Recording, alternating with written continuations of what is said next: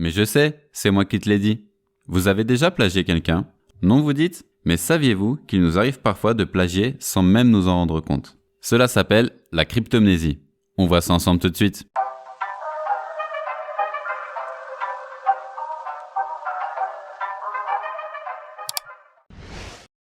Voici une expérience qui a mis en lumière ce biais. Dans un premier temps, on a demandé à des étudiants de lister chacun leur tour des exemples dans une catégorie.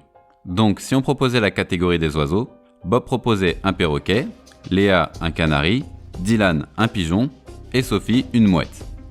Une fois que le tour de table était fini, ils passaient à une autre catégorie et répétaient l'expérience.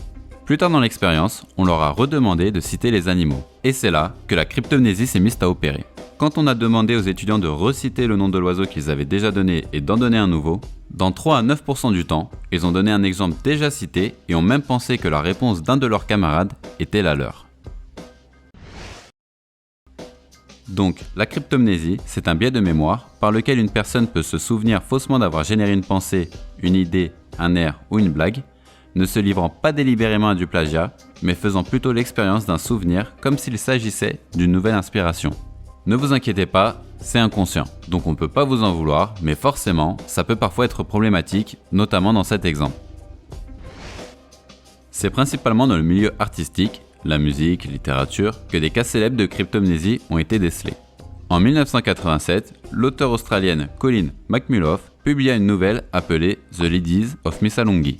Mais rapidement, de nombreuses personnes l'accusent d'avoir plagié une nouvelle datant de 1926 appelée The Blue Castle. Et là, McMullough, elle est choquée. Elle reconnaît avoir lu cette nouvelle dans sa jeunesse, mais elle avait oublié. Elle affirme que les similarités présentes dans son œuvre étaient dues à son subconscient. En gros, qu'elle a plagié, mais sans le savoir. Des exemples comme ça, on en retrouve pas mal sur Wikipédia. Bon, je suis d'accord, on ne peut pas savoir si toutes ces personnes ont vraiment été victimes de cryptomnésie, ou si elles ont simplement voulu plagier. Nous, on est sympa, on va leur laisser le bénéfice du doute. En tout cas, la prochaine fois qu'on vous accuse de plagiat, vous pourrez utiliser votre joker, la cryptomnésie. Mais attention, ça pourra pas marcher à chaque fois.